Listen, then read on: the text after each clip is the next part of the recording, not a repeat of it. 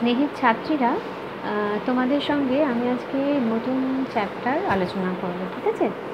তো মোটামুটি যে প্রশ্নগুলো আমি আগের চ্যাপ্টারগুলো থেকে দিয়েছি, সেই চ্যাপ্টারগুলোর প্রশ্ন তোমরা ভালো করে তৈরি করো। আবারও কিছু প্রশ্ন আমি পরে তোমাদের দিয়ে দেবো, কিন্তু এখন আজকে আমি তোমাদের সঙ্গে নতুন একটা চ্যাপ্টার আলোচনা করব, সেটা হচ্ছে ইমিউনিটি, মানে অনাক্রম্যতা। তো দেখো, আমরা এখন যে পরিস্থিতিতে রয়েছি সেই পরিস্থিতিতে কিন্তু আমাদের অনাক্রম্যতাটা খুব জরুরি। তোমরা ইমিউনিটি বা অনাক্রম্যতা কথাটা খুব ভালো করে শুনে থাকবে। সেটা হচ্ছে যে আমাদের দেহে প্রতিনিয়ত দেহের বাইরে থেকে খাদ্যের মাধ্যমে বলো, জলের মাধ্যমে বলো, বা বিভিন্ন ক্ষেত্রে আমাদের দেহে কিন্তু অনুপ্রবেশকারী প্রচুর অ্যান্টিজেন আছে, মানে যেগুলো আমাদের শরীরের পক্ষে খুব একটা স্বাস্থ্যকর নয়, তারা ক্ষতি করে। তো সেই অ্যান্টিজেনগুলোকে বাধা দিতে বা সেই অ্যান্টিজেনগুলোকে প্রতিহত করতে আমাদের শরীরের মধ্যে একটা বিশেষ ব্যবস্থা তৈরি হয়, সেটাকে বলা হচ্ছে অনাক্রম্যতা বা ইমিউনিটি, ঠিক আছে? তো এই ইমিউনিটি, তো সেটা নিয়ে ধরো অনাক্রম্যতা নিয়ে বিজ্ঞানের যে আলোচনা শাখা, সেটাকে বলা হয় ইমিউনোলজি বা অনাক্রম্য বিদ্যা। বিজ্ঞানী এডওয়ার্ড জেনারের কথা নিশ্চয়ই তোমরা শুনেছো, তোমাদের মনে আছে। বিজ্ঞানী এডওয়ার্ড জেনারকে অনাক্রম্যতার জনক বলা হয়ে থাকে। Father of the immunology is scientist Edward Jenner. এইবারে আমরা যেটা এখন আলোচনা করব সেটা হচ্ছে এই যে ইমিউন সিস্টেম মানে অনাক্রম্যতা, সেই অনাক্রম্যতা ব্যাপারটা, সেখানে ধরো আমি অ্যান্টিজেনের কথা বললাম, এবার আমি বললাম যে সেই অ্যান্টিজেনকে প্রতিহত করতে আমাদের শরীরে দেহের ভেতরে প্রতিরোধ ব্যবস্থা গড়ে ওঠে। তো কিছু প্রতিরোধ ব্যবস্থা আমাদের শরীরে থাকে জন্মগত, আর কিছু প্রতিরোধ ব্যবস্থা পরিবেশের সাপেক্ষে তৈরি হয়, সেটাকে বলা হয় অর্জিত। তো আমি সেটা আগে প্রথমে আলোচনা করব। আচ্ছা দেখো, আমি এখানে তোমাদের জন্য একটা মানে তৈরি করেছি, ছোট চার্ট তৈরি করেছি যাতে সুবিধা হয়। দেহে প্রতিরোধ ব্যবস্থা দু রকমের হয়। কীরকম? একটা অনির্দিষ্ট, একটা সুনির্দিষ্ট। অনির্দিষ্ট প্রকারের প্রতিরোধ ব্যবস্থা হচ্ছে, প্রথম যেটা লিখেছি দেখো, ভৌতভাবে শরীরের প্রবেশ থেকে বিরত করা। যেমন ধরো আমাদের স্কিন, ত্বক, মোটা আবরণ, সেখান দিয়ে অনেক প্রকার জীবাণু ঢুকতে বাধাপ্রাপ্ত হচ্ছে। নাকে চুলের উপস্থিতিতে, ত্বকে রোম, তারপর ধরো আমাদের কোনো জায়গা কেটে ছড়ে গেল, সেখানে রক্ত জমাট বেঁধে যাচ্ছে, তার ফলেও সেখান থেকে কোনো বিষক্রিয়া বা কিছু জীবাণু প্রবেশটা হচ্ছে না। শ্বাসনালীতে অবস্থিত সিলিয়া, যেটা দেহে রোগ জীবাণু প্রবেশে বাধা দান করে, এটা হলো 1 নম্বর ক্যাটেগরি অনির্দিষ্ট প্রকারের জন্য। 2 নম্বর যে ভাগটা রয়েছে অনির্দিষ্ট প্রকারের জন্য, সেটা হচ্ছে দেখো লিখেছি, ক্ষতিকর জীবাণুদের হত্যা করে তাদের দেহে প্রবেশ থেকে বিরত করা। চোখের জল, অশ্রু, ঘাম, নাকের ক্ষরিত পদার্থ, লালা রস, শ্বাসনালীতে উপস্থিত শ্লেষ্মা এবং পাকস্থলীতে যে এইড সেল থাকে, তোমরা জানো যে সেলটা পাকস্থলীতে কী করে না, খাদ্যবস্তু পরিপাকে সাহায্য করে। তো সেইগুলো কি করে না, দেহে প্রবিষ্ট ক্ষতিকর জীবাণুদের হত্যা করে দেহে, মানে অর্থাৎ নষ্ট করে দেয়, দেহে প্রবেশে বাধাদান করছে। এবং তারপরে যে 2 নম্বর মূল ক্যাটেগরি আছে, সেটা হচ্ছে দেখো লিখেছি আমি সুনির্দিষ্ট প্রকারের। সুনির্দিষ্ট প্রকার হচ্ছে, এই প্রকারের প্রতিরোধ ব্যবস্থা হচ্ছে আমরা জানি অ্যান্টিজেন, মানে যেটা সেই অ্যান্টিজেন, অ্যান্টিবডি, বি কোষ, টি কোষ ইত্যাদির দ্বারা সম্পন্ন হয়। এদেরকে একসঙ্গে বলা হচ্ছে ইমিউন সিস্টেম বা ইমিউনতন্ত্র। এটা এক ধরনের অর্জিত অনাক্রম্যতা। এবার তোমাদের জানতে হবে যে অনাক্রম্যতা কী, ইমিউনিটি কী। ইমিউনিটি বলতে বোঝায় রোগ সৃষ্টিকারী কোনো জীবাণু, ব্যাকটেরিয়া, ভাইরাস হতে পারে ইত্যাদি বিজাতীয় পদার্থের বিরুদ্ধে শরীরের ভেতরে, অর্থাৎ আমাদের দেহের ভেতরে যে প্রতিরোধ ব্যবস্থা গড়ে ওঠে, সেটাকে বলা হয় ইমিউন সিস্টেম, ঠিক আছে? আরেকটা অনাক্রম্যতা হয়, সেটা হচ্ছে যে অনাক্রম্যতায় ভাইরাস আক্রান্ত কোষ থেকে ইন্টারফেরন বলে একটা পদার্থ নিঃসৃত হয়, সেটা নিঃসৃত হয়ে ভাইরাসের বিভাজনকে নষ্ট করে দেয়, অর্থাৎ রোধ করে দেয়। তো তাকে বলে ইন্টারফেরন অনাক্রম্যতা। এবারে আমরা যেটা পড়ব, অ্যান্টিজেন অ্যান্টিবডি নিয়ে আলোচনা করব, ঠিক আছে? এখন অ্যান্টিজেনের কথা আমি বলি। অ্যান্টিজেনের কথা তোমরা জানো যে সমস্ত বিজাতীয় জীবাণু, অর্থাৎ বাইরে থেকে যা কিছু আমাদের শরীরে প্রবেশ করছে, যেটা আমাদের শরীরের পক্ষে স্বাস্থ্যকর নয়, যেটা প্রবেশ করলে অ্যান্টিবডি তৈরি হয়, তাদের আমরা অ্যান্টিজেন বলছি। কারা অ্যান্টিজেন হতে পারে? প্রোটিন হতে পারে, বৃহৎ আকারের পলিস্যাকারাইড হতে পারে, লাইপোপ্রোটিন হতে পারে, নিউক্লিওপ্রোটিন হতে পারে। আর অ্যান্টিজেন দু রকমের হয়, এক্সোজেনাস আর এন্ডোজেনাস।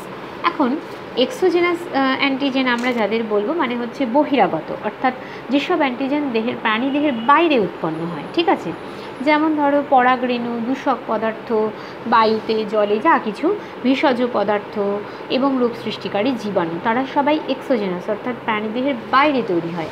আর একটা হয় এন্ডোজেনাস, এটার কথা আমি লিখিনি এখানে, আমি এমনি তোমাদের ওই প্রথমে শুধু অনাক্রম্যতার কথা লিখেছিলাম আর অ্যান্টিবডিটাকে একটু ব্যাখ্যা করেছি এখানে ছবির মাধ্যমে। আমি এমনি মুখে বলে দিচ্ছি, তোমাদের বলতে সব আছে। এন্ডোজেনাস অ্যান্টিজেন হচ্ছে যেসব অ্যান্টিজেন প্রাণীদেহের ভেতরেই তৈরি হচ্ছে। ভালো করে ভাবো, এক্সো কথার মানে হচ্ছে বাইরে, এন্ডো কথার মানে হচ্ছে ভেতরে। এক্সো মানে যা কিছু, মানে পলিউটেন্ট, দূষক পদার্থ, পরাগরেণু, ভেষজ পদার্থ, রোগ সৃষ্টিকারী জীবাণু সবই আমাদের দেহের বাইরে তৈরি হয়, তো তারা হচ্ছে এক্সোজেনাস অ্যান্টিজেন। আর এন্ডোজেনাস হচ্ছে যেগুলো আমাদের শরীরের ভেতরে তৈরি হচ্ছে। কিভাবে হচ্ছে, ধরো এই যে ইঁদুর, হ্যাঁ, ভেড়া, ঘোড়া, এদের লোহিত রক্তকণিকায় অবস্থিত এক প্রকার অ্যান্টিজেন ফর্সম্যান অ্যান্টিজেন।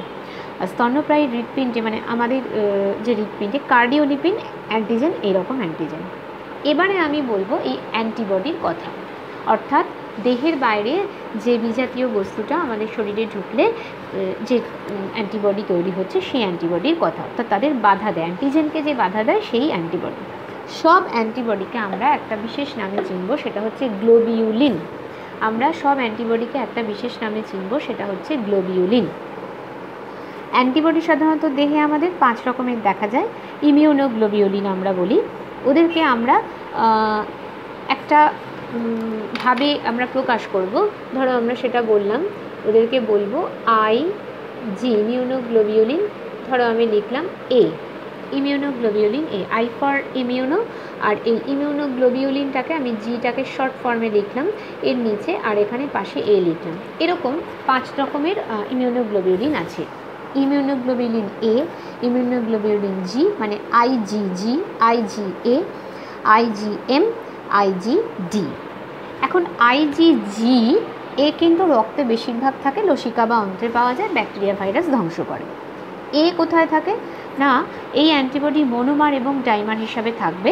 এটা কোলোস্ট্রামে থাকে। কোলোস্ট্রাম মানে হচ্ছে যখন মানে সদ্যজাত শিশু জন্মগ্রহণ করছে তখন সে মাতৃদুগ্ধ পান করছে, সেই মাতৃদুগ্ধ মানে প্রথম যে মাতৃদুগ্ধ শিশু পান করবে সেই মাতৃদুগ্ধের মধ্যে কিন্তু কোলোস্ট্রাম থাকবে।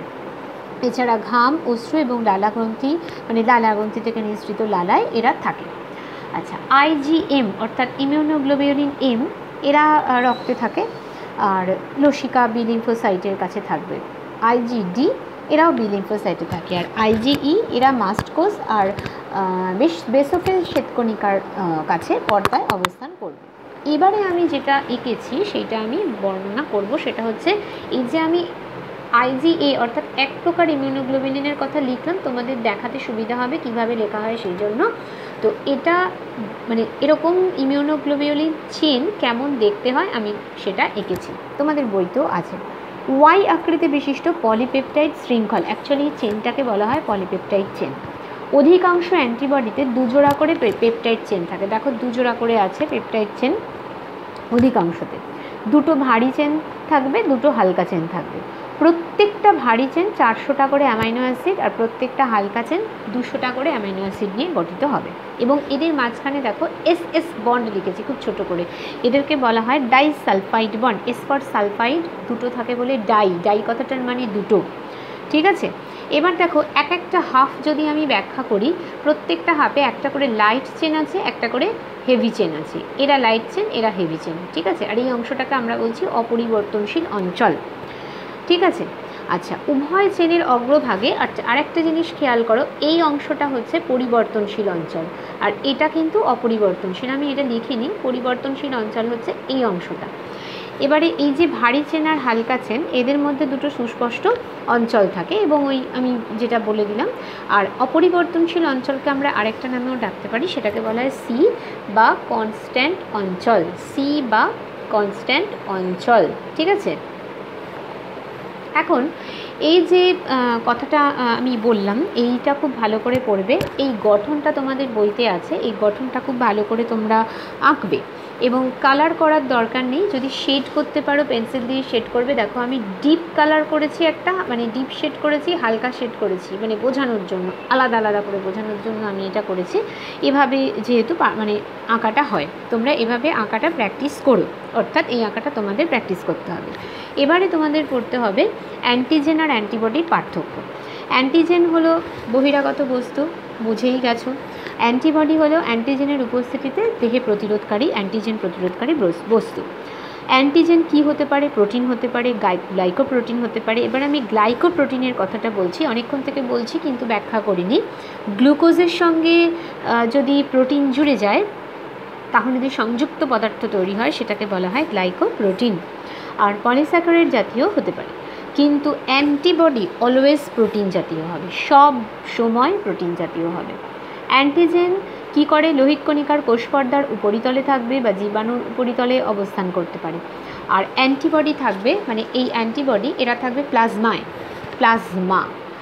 অ্যান্টিজেনের প্রভাবে অ্যান্টিবডি সৃষ্টি হয়, অ্যান্টিবডির প্রভাবে কিন্তু অ্যান্টিজেন সৃষ্টি হয় না।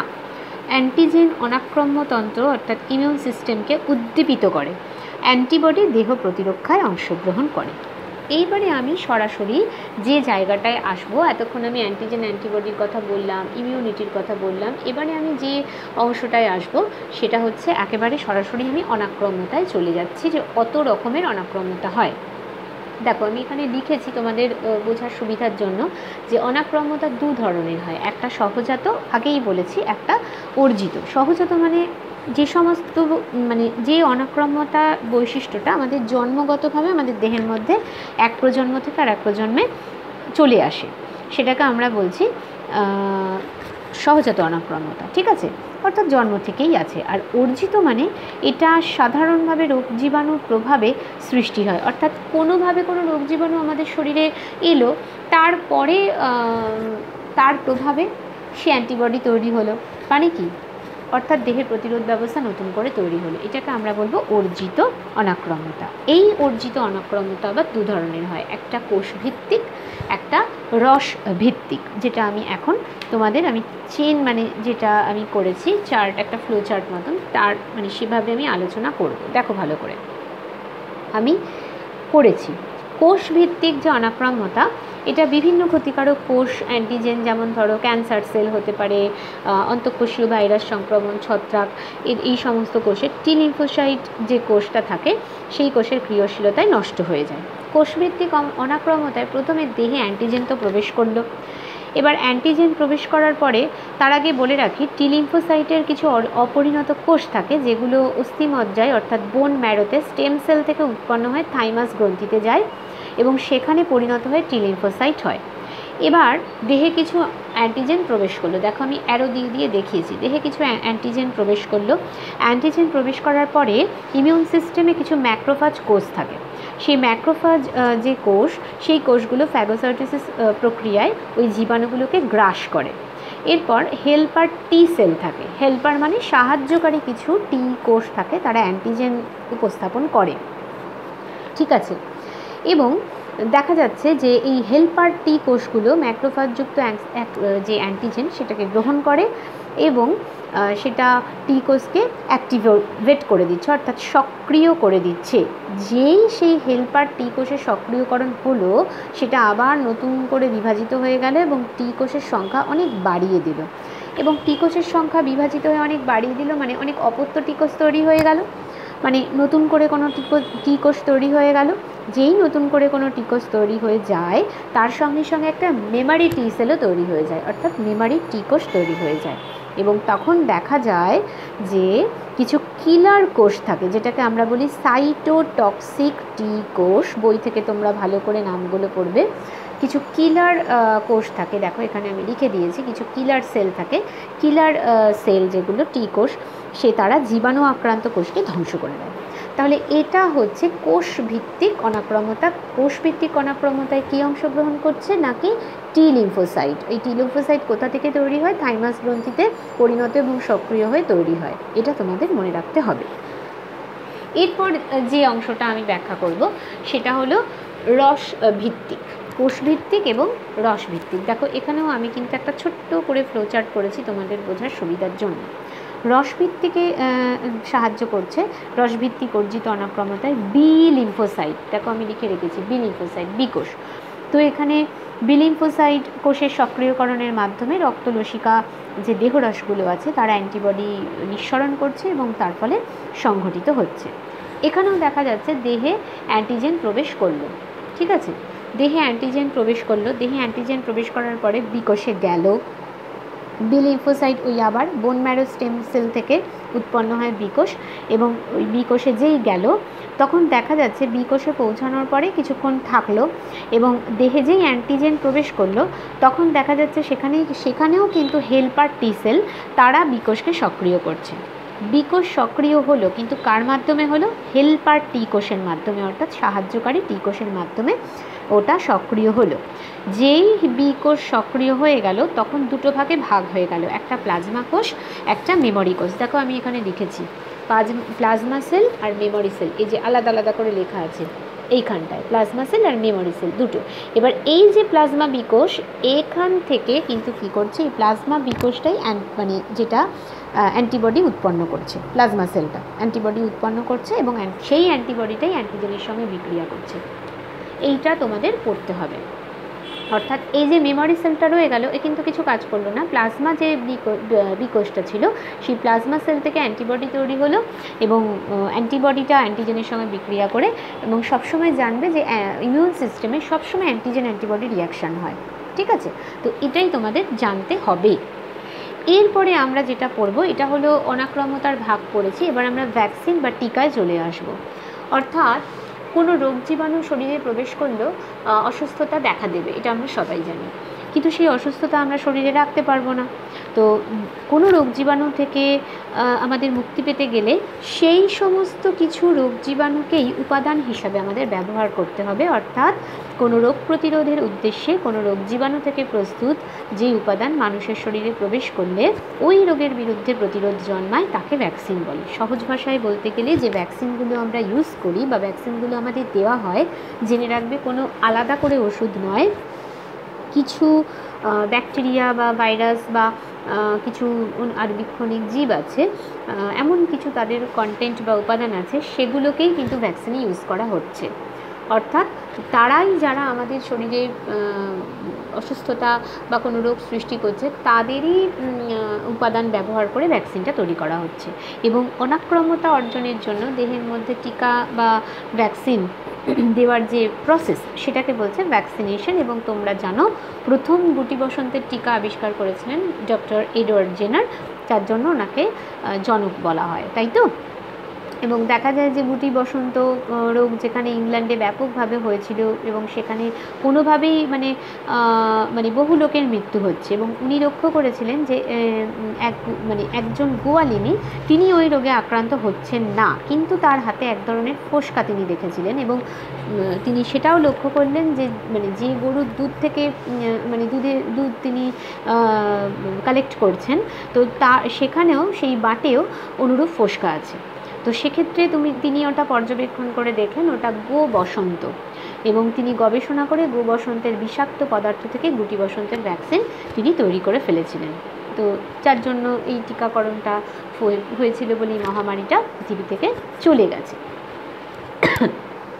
এবার আমি যেটা বলবো কিছু টিকা সম্পর্কে আলোচনা করব। নাম্বার 1 দেখো লিখেছি, সব ক্যাপিটালে লিখেছি, DPT, D for diphtheria, P for pertussis, T for tetanus.